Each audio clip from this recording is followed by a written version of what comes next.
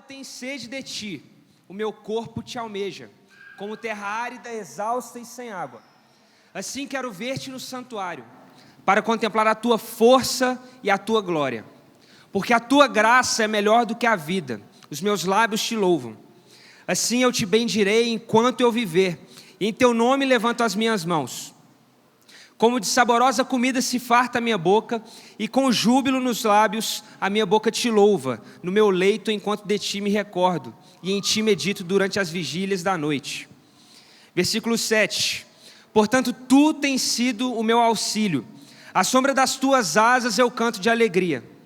A minha alma se apega a ti, e a tua mão direita me ampara. Porém, os que procuram destruir a minha vida, descerão às profundezas da terra, serão entregues ao poder da espada e virarão pasto dos chacais. Mas o rei se alegrará em Deus, por quem por ele jura se gloriará, pois se tapará a boca dos que proferem a mentira. Amém? Antes de começar a explicar um pouco do texto, eu gostaria de fazer uma oração. Gostaria que você não só ouvisse a minha oração, que você também orasse junto comigo, para que Deus fale conosco, não só aquilo que a gente quer ouvir, mas aquilo que a gente realmente precisa e aquilo que a palavra dele se propõe a dizer. Amém? Senhor Deus e Pai, obrigado, Jesus, porque a tua palavra foi lida e está aqui diante de nós. Nós cremos, Pai, que a tua palavra é viva e é eficaz. Nós cremos que a Bíblia é realmente a palavra do Senhor. E nós queremos ser transformados por essa leitura, Pai. Nós não lemos a Bíblia a fim de saber um pouco mais sobre informações daquela época. Nós não lemos como um livro de história, nós lemos como a palavra do próprio Deus para nós. Então que nesse momento não seja eu repassando uma informação, que não seja apenas um crescimento de conhecimento, mas que a gente possa ser transformado por essa verdade bíblica trazida aqui em Salmo 63.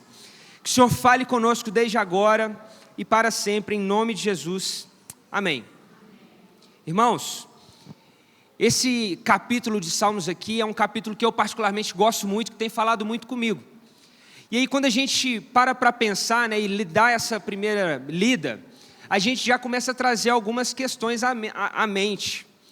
E aí a gente esquece do verdadeiro contexto em que ele foi escrito. E eu gostaria de trazer isso, porque vai nos ajudar a entender qual é a verdade que Deus está trazendo através dessa passagem aqui. O texto fala que esse é um salmo de Davi, quando ele estava no deserto de Judá. E em cima disso nós temos duas grandes linhas de pensamento, porque a Bíblia relata Davi no deserto de Judá em dois momentos da vida dele. O primeiro momento foi quando ele tinha sido ungido rei, e logo antes dele assumir o trono, ele foi perseguido por Saul. E aí ele tem que fugir para o deserto de Judá e ficar lá um tempo, até que ele retorna para se tornar rei. E o segundo momento em que Davi esteve no deserto ali de Judá, foi quando seu filho Absalão tentou tomar o trono, e ele teve que fugir para não morrer pelo seu próprio filho. Nessas duas ocasiões, Davi esteve no deserto de Judá, mas o texto nos dá indícios que Davi já era rei quando isso aqui aconteceu.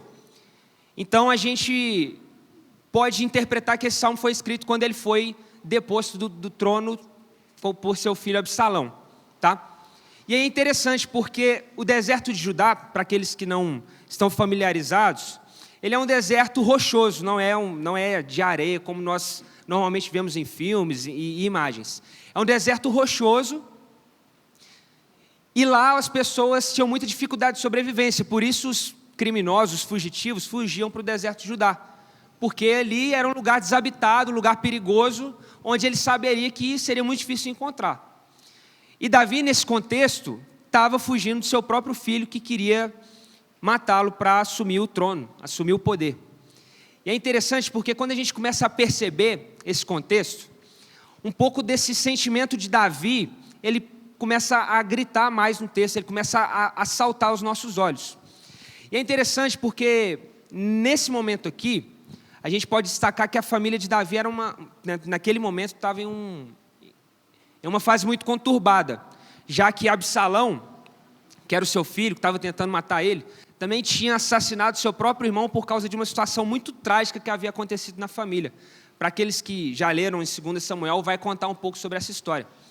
Então Davi está naquele momento, ele tinha perdido um filho, que tinha sido assassinado pelo irmão, e esse irmão, Absalão, estava tramando contra o próprio pai para assumir o trono. E aí a Bíblia traz em 2 Samuel que ao longo do tempo Absalão vai aos poucos tramando isso estrategicamente para que ele fosse mais famoso e para que a imagem de Davi caísse e a sua aprovação fosse caindo ao longo do tempo diante do povo. Até que chega o momento em que ele reúne as tropas e vai ao encontro de Davi lá no palácio, e quando ele descobre isso ele tem que sair fugido. E em Salmos no capítulo 3, para quem quiser ler, eu indico, é um salmo que fala justamente sobre esse momento em que Davi está saindo do palácio fugido. Tá? E aí a gente chega aqui em Salmos no capítulo 63. E logo lá no versículo 1, Davi já começa falando: ó Deus, Tu és o meu Deus, e eu te busco ansiosamente, a minha alma tem sede de Ti, e o meu corpo te almeja como terra árida, exausta e sem água. Diante de toda aquela situação, Davi, o salmista aqui, ele reconhece o momento que ele estava vivendo, aquele momento de angústia profunda, que ele não sabia nem se ele ia sobreviver, se ele ia ser encontrado, se ele ia ser morto no dia seguinte. Então, essa ansiedade que Davi está dizendo aqui, que ele busca a Deus, não é aquela ansiedade que talvez nós podemos sentir hoje, onde está tudo bem, nós estamos em um momento bom e por isso nós estamos gratos a Deus, não. Aqui Davi está completamente desesperado diante da situação e do caos que ele estava vivendo. Ele tinha acabado de sair do trono, de ser deposto, não sabia se ele ia conseguir sobreviver no deserto, e ainda se ele conseguisse sobreviver no deserto, ele não sabia se ele ia poder voltar para casa um dia, ou se ele seria morto pelo seu próprio filho. Então, essa ansiedade, essa angústia, Davi já passa logo no primeiro versículo. E é interessante porque mesmo nesse momento, ele vai justamente de encontro à única coisa que poderia responder a esse momento de angústia. Ele fala: ó Deus, o Senhor é o meu Deus. Ele reconhece que só existe uma pessoa com a qual ele poderia dizer e desabafar e ter algum consolo, ter alguma resposta.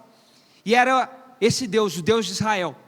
Então, diante desse caos total, ele começa a escrever: Deus, eu te busco ansiosamente.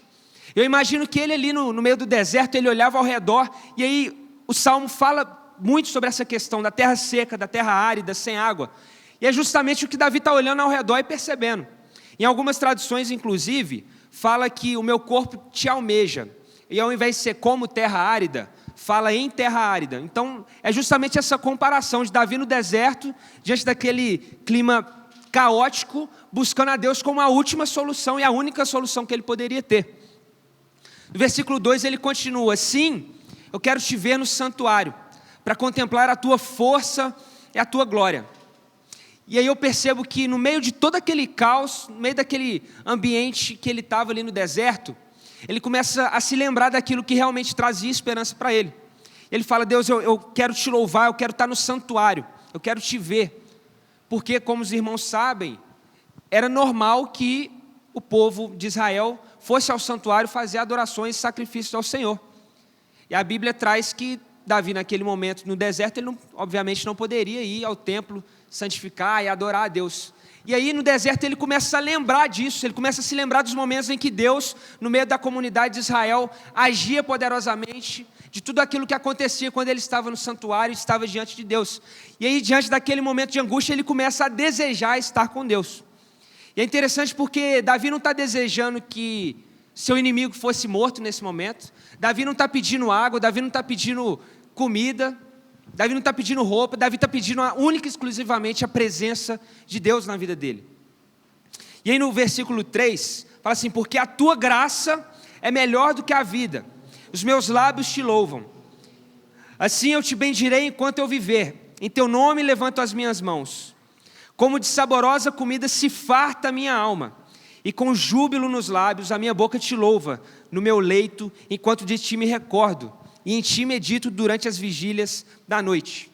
Então Davi está falando sobre esse sentimento de esperança no Senhor, de querer estar diante de Deus, de como isso satisfaz ele, mas ao mesmo tempo ele não conseguia nem dormir por conta do caos, e aí durante as vigílias da noite, ele acordava e naquele momento de angústia começava a buscar o Senhor.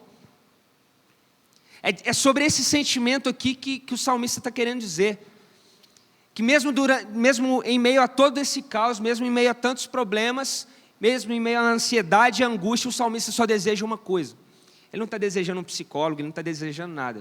Ele está desejando a presença do próprio Deus diante dele. E lá no versículo 7, fala assim: porque tu tens sido meu auxílio, e à sombra das tuas asas eu canto de alegria. A minha alma apega-se a ti, e a tua mão direita me ampara.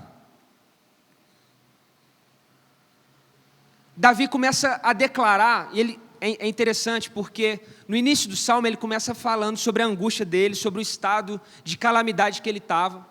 E conforme a gente vai lendo e percorrendo a leitura desse capítulo, Davi vai começando a mostrar a expectativa que ele tinha, a esperança mesmo diante daquele cenário.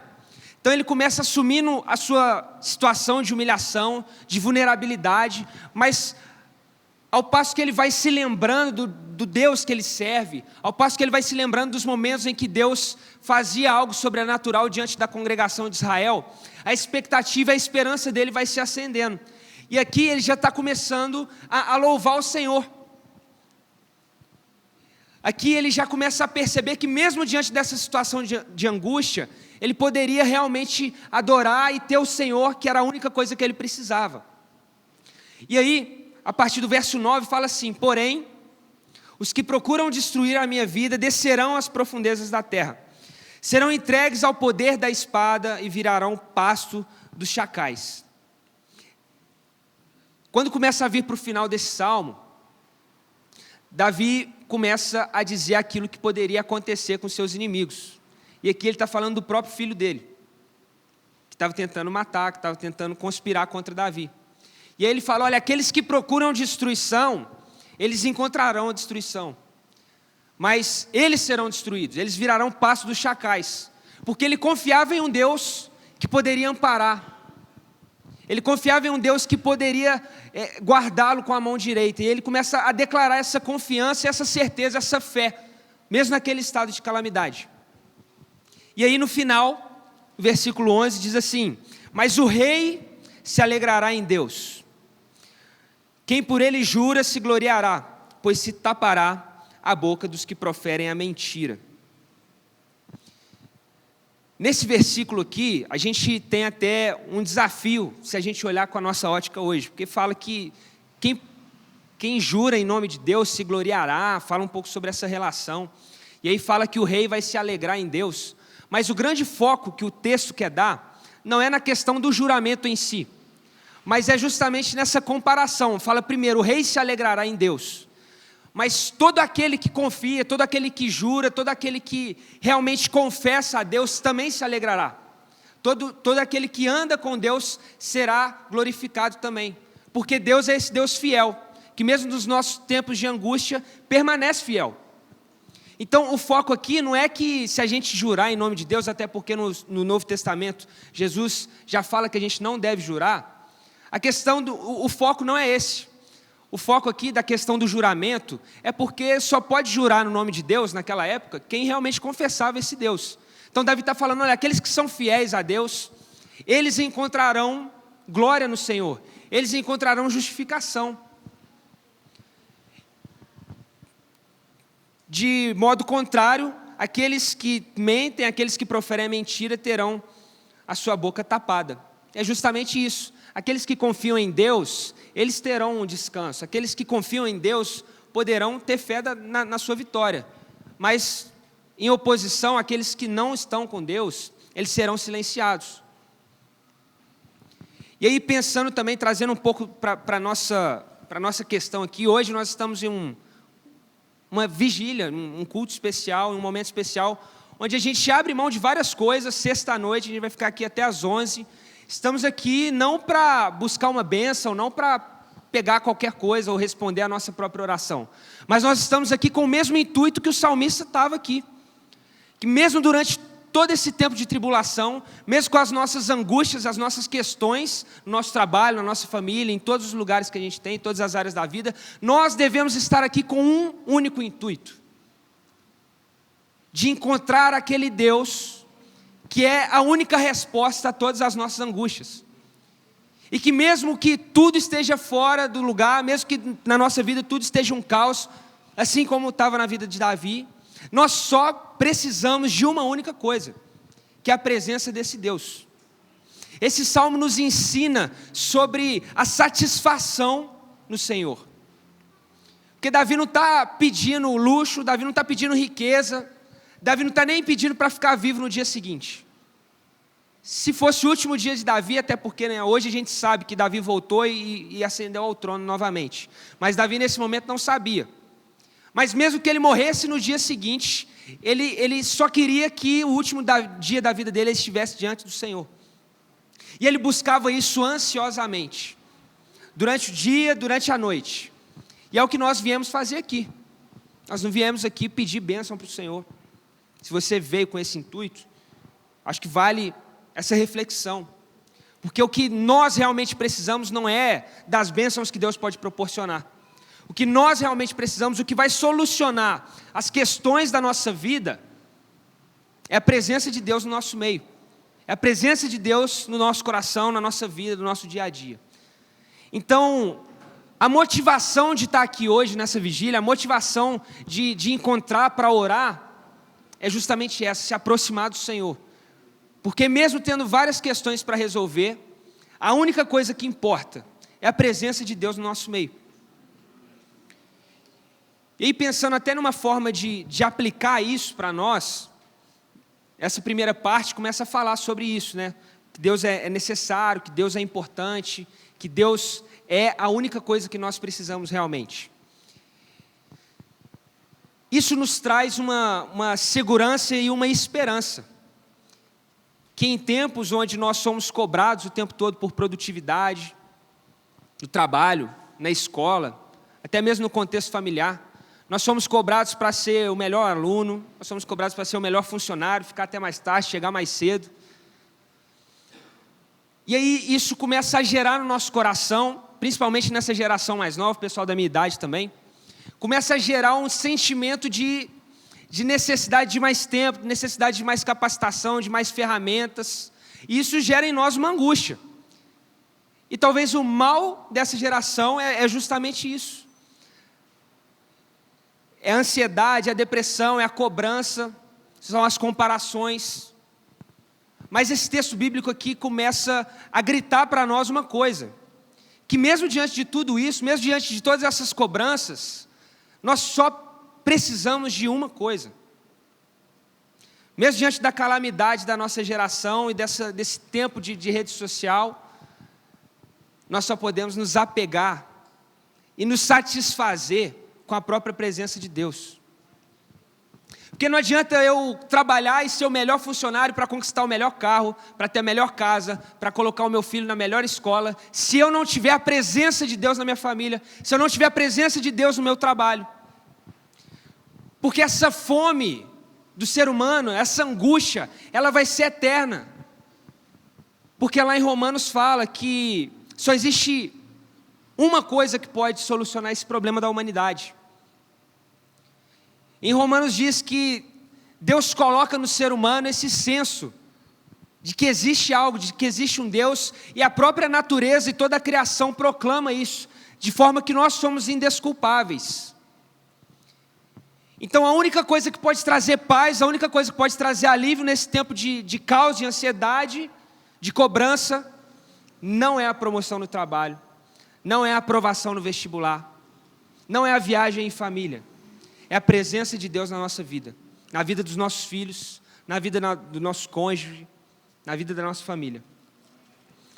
A segunda questão que eu gostaria de destacar é em relação a essa fidelidade do salmista que ele declara.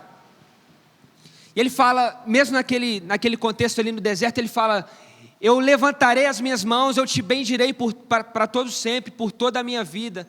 Eu cantarei louvores ao Senhor. E é interessante porque a fidelidade do salmista não está atrelada às bênçãos que Deus estava dando ou não para ele. Ele entendia a soberania de Deus, tanto é que no versículo 1 ele já começa o salmo falando que o Senhor de Israel, que Yeshua é o Deus dele. E a fidelidade, o louvor, a gratidão, não está atrelada à questão dele vencer ou não, aquela guerra dele voltar para o poder ou não. Mas nós, na nossa vida, é É interessante porque eu também sou assim. Às vezes quando Deus está fazendo coisas boas, está me abençoando, eu estou aqui, estou feliz, eu estou fiel, estou grato. Mas basta uma coisa sair dos meus planos e tudo vai por água abaixo. Basta uma palavra de alguém que eu não queria ouvir e toda a minha fidelidade parece que vai embora. Esse salmo vem para nos ensinar isso, que a nossa fidelidade a Deus, que a nossa gratidão, a nossa devoção, não tem que estar vinculada às bênçãos que Ele pode dar para nós ou não. Independente se Davi fosse ganhar ou perder essa guerra, ele estava sendo fiel naquele momento. E é isso que Deus deseja para nós. E é importante entender isso de forma madura, porque em muitos momentos nós, até pensando no cristianismo brasileiro, a gente sempre aprendeu que Deus é baseado nessa moeda de troca, nossa relação com Deus, né? A gente vai na igreja, dá o dízimo, e aí Deus vai e retribui a gente. A gente muitas vezes foi ensinado desse jeito. Mas a verdade é que Deus é soberano e Ele pode ou não fazer isso. Ele pode ou não abençoar e fazer o que você está querendo, da forma como você está querendo. Mas independente disso, a gente tem que entender que Deus continua cuidando dos seus filhos, assim como Ele cuidou de Davi. Deus continua sendo presente nesses momentos de angústia, nesses momentos de prova. E a nossa fidelidade a Deus tem que permanecer também inabalável, mesmo diante desses problemas. E no final, lá no versículo 9, versículo 8, perdão, fala assim: a minha alma apega-se a ti, a tua mão direita me ampara, porém, os que procuram destruir a minha vida descerão às profundezas da terra, serão entregues ao poder da espada e virarão pasto dos chacais. Chacais aqui é um mamífero muito parecido com o lobo, tá? Muito parecido com a raposa, perdão. Então era um animal que se alimentava dos restos da caçada de outros animais. Então você tinha lá um leão que caçava, comia lá um animal qualquer, e aí o que sobrava, aquela carniça, esses chacais iam e comiam. Então Davi está falando sobre isso, sobre o estado de humilhação que os seus inimigos teriam. Isso é algo natural, porque Davi fala, olha, aqueles que buscam destruição, eles descerão às profundezas da terra. Eles encontrarão o que procuram, eles encontrarão o poder da espada e virarão pasto para os chacais. Então é sobre isso, é sobre essa confiança também que Davi tinha sobre a justiça de Deus, a confiança que Davi tinha sobre poder repousar na mão direita de Deus, porque ela serviria de amparo. E trazendo também para a nossa realidade, a gente precisa, como eu falei, ter uma fé madura, mas também a gente precisa entender que Deus está ali, lutando por nós, as nossas batalhas, as nossas guerras. E em alguns momentos parece que esse salmo é dicotômico, porque no início Davi está falando que ele está ansioso, que ele está vulnerável, que ele está naquele estado de humilhação. E aí lá no final parece que é outro salmo, parece que ele nem está falando da mesma coisa, porque ele está declarando a vitória dele, ele está confiando que Deus vai sustentar, que Deus vai prover, que Deus vai amparar ele. Mas na verdade Davi está apenas mostrando que, mesmo nos momentos de aparente angústia, mesmo nos momentos de aparente derrota, Deus continua sustentando os seus filhos. Mesmo naquele momento onde Davi estava fugido, e aos olhos humanos ele estava derrotado, ele tinha certeza que o Salvador dele chegaria no momento certo. E aí isso começa a gerar uma fé nele. Ele começa a se lembrar do santuário, ele começa a se lembrar dos louvores que ele entoava com o povo, e aí isso começa a gerar uma fé, e essa fé começa a ser traduzida aqui nesses versículos seguintes. E aí ele fala, olha, os meus inimigos serão destruídos, virarão pasto para os chacais, serão humilhados pela poderosa mão de Deus. E aí a resposta para isso, o motivo disso é o que está no versículo 11. Porque o rei se alegrará em Deus. Quem por ele jura, se gloriará, fazendo essa questão. Do rei se alegrar e o justo, assim como o rei também vai se alegrar, vai se gloriar. Porque Deus é um Deus fiel. E em oposição a isso, aqueles que são infiéis, aqueles que procuram destruição, aqueles que proferem a mentira terão as suas bocas silenciadas. Então Davi está realmente nos ensinando nesse salmo que a satisfação da nossa alma, ela precisa estar em Deus, independente das situações. Mas por outro lado, mesmo descansando e sabendo que Deus é a única coisa necessária, a gente tem fé e confia que Deus olha para as nossas angústias também. Então não é que nos momentos de dificuldade, a gente tem que aceitar essa dificuldade e ser fiel a Deus independente disso, e aceitar a derrota. Não, o Salmo está mostrando que, independente dos momentos de aparente derrota, de aparente dificuldade, a gente se mantém fiel, porque Ele é a única coisa que realmente nos sustenta, e porque Ele é a única coisa que pode mudar a nossa situação. Ele é suficiente para tudo, para todas as questões da humanidade. É nele que nós encontramos descanso, segurança, paz. Ele é a resposta para as nossas questões, para as nossas dúvidas, para as nossas crises. E se eu pudesse dizer se eu pudesse resumir esse texto numa grande ideia, pode colocar aí. Os que andam com Deus encontrarão satisfação para a alma e proteção no Senhor, enquanto os que buscam destruição perecerão. Esse salmo está falando sobre isso, sobre essa questão entre a confiança e a satisfação em Deus e a certeza de que Deus é o suficiente e que Ele é a proteção para a nossa alma. Ao mesmo tempo que Ele é o suficiente para satisfazer as nossas questões, Ele também é suficiente para nos proteger e nós não precisamos ter medo de nada. E aí, quando eu paro para pensar sobre esse salmo, sobre essa história aqui trazida, eu me lembro também de um rei que passou pelo mesmo deserto e que foi tentado no deserto de Judá, que é trazido nos evangelhos. Esse rei é Jesus. Jesus teve o seu ministério iniciado, ele foi batizado por João Batista nesse deserto. Depois ele fica 40 dias no deserto sendo tentado, passando por aflições, passando por angústia. Mas ao final desses 40 dias, Jesus obtém vitória. E aí a Bíblia começa a trazer que Jesus conseguiu permanecer fiel justamente pelo poder do Espírito Santo.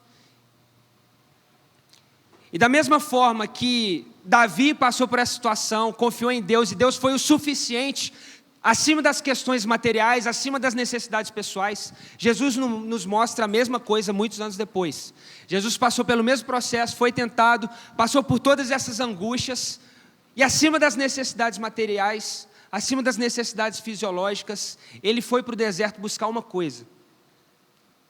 Ele foi se satisfazer com a presença do Pai. A Bíblia fala que quando ele sai do deserto, ele sai satisfeito nesse sentido. E é interessante porque séculos depois a mesma história se repete. E assim como Davi foi vitorioso e conseguiu se salvar e salvar aquelas pessoas que estavam com ele, Jesus, há 2000 anos atrás, repete a mesma história. Ele passa pelo deserto, passa por angústia, entende que a única coisa necessária era realmente a presença de Deus, a fidelidade ao Senhor. E esse mesmo rei, que passa por esse mesmo processo, ao final da sua vida, quando tinha 33 anos, morre por mim e por você. Isso nos mostra que assim como aconteceu com Davi, e assim como aconteceu com Jesus, nós podemos realmente confiar que Deus é a única coisa que satisfaz as nossas aflições. Nele nós encontramos proteção, nele nós encontramos satisfação para a nossa alma.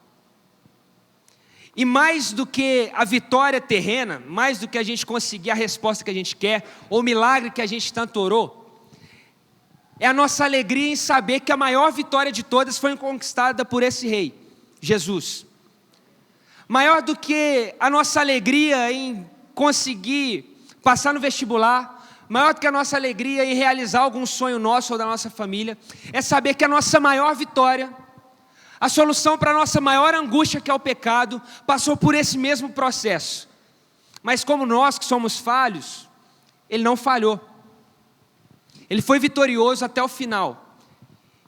E a partir desse sacrifício, nós hoje podemos desfrutar da maior vitória de todas. Nós somos reconectados com o próprio Deus.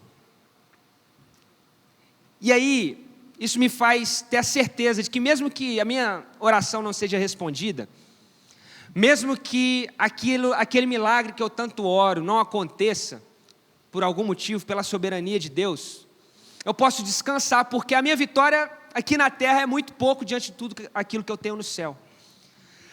Os meus anseios e as minhas necessidades são muito pouco diante daquele Deus que é único e suficiente para sanar as minhas questões.